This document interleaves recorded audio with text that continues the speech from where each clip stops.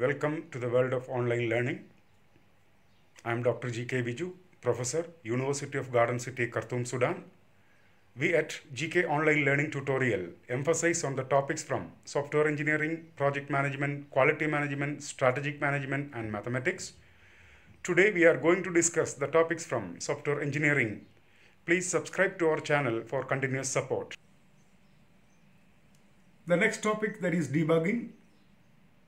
Once errors are identified in a program code, it is necessary to first identify the precise program statements responsible for the errors and then to fix them. Identifying errors in a program code and then fix them are known as debugging. In the context of software engineering, debug is the process of fixing a bug in the software. In other words, it refers to identifying, analyzing, and removing errors. This activity begins after the software fails to execute properly and concludes by solving the problem and successfully testing the software. The debugging strategies study the system for the largest or the larger duration in order to understand the system. It helps the debugger to construct different representation of systems to be debugging depends on the needs. Study of the system is also done actively to find recent changes made to the software. So the different approaches used for debugging are brute force method, backtracking, cause elimination, etc. What is brute force method? This is the most common method for debugging but is the least efficient method. In this approach, the program is loaded with the print statements to print intermediate values with the hope that some of the printed values will help to identify the statement in error. This involves the developer manually searching through stack traces, memory dumps, log files, and so on for traces of the error.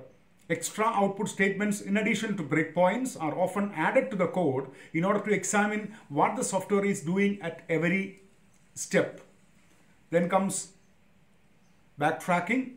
In this approach, beginning from the statement at which an error symptom has been observed, the source code is traced backwards until the error is discovered.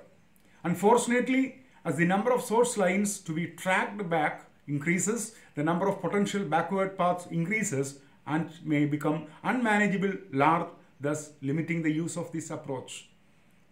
The effective method of locating error in small programs is to backtrack the incorrect result through the logic of the program until you find the point where the logic went astray.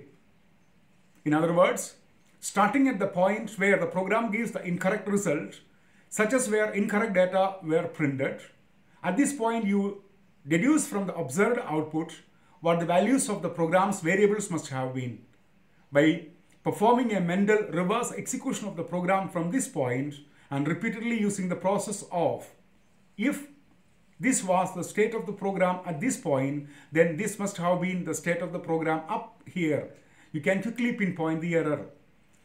With this process, you are looking for the location in the program between the point where the state of the program was what was expected and the first point where the state of the program was what was not expected. Then comes cause elimination method. In this approach, a list of causes which could possibly have contributed to the error symptom is developed and tests are conducted to eliminate each. Cause elimination, third approach for debugging, it's manifested by induction and deduction method and introduces the concept of binary partitioning. This approach is also called induction and deduction, which I mentioned already. Data related to the error occurrence are organized to isolate potential causes. Then comes program slicing. This technique is similar to backtracking. Here the search space is reduced by defining slices. A slice of a program for a particular variable at a particular statement is the set of source lines preceding the statements that can influence the value of that variable. Slicing or program slicing is a technique used in software testing, which takes a slice or a group of program statements in the program for testing particular test conditions or cases, and that may affect the value at a particular point of interest. It can also be used for the purpose of debugging in order to find the bugs more easily and quickly. Slicing techniques were originally defined by Mark Weiser and they were only static in nature at that time. Afterwards, Bogdan Korel and Janusz Lasky introduced dynamic slicing, which can work for a particular execution of the program. Then comes software maintenance. It became an important activity of a large number of software organizations. This is no surprise given the rate of hardware obsolescence, the immorality of a software product, and the demand of the user community to see the existing software products run on newer platform, run in newer environment, and or with enhanced features. Software maintenance is a process of modifying a software product after it has been delivered to the customer. The main purpose of software maintenance is to modify and update software application after delivery to correct faults and to improve the performance. Why we need maintenance? Software maintenance must be performed in order to correct the faults, improve the design, implement enhancements, interface with other systems, accommodate programs so that different hardwares, softwares, system features and telecommunication facilities can be used, mitigate legacy software or migrate legacy software and retire software.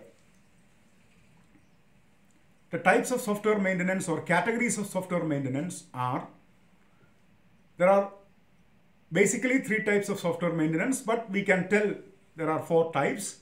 Corrective maintenance. Corrective maintenance of a software product may be essential either to rectify some bugs observed while the system.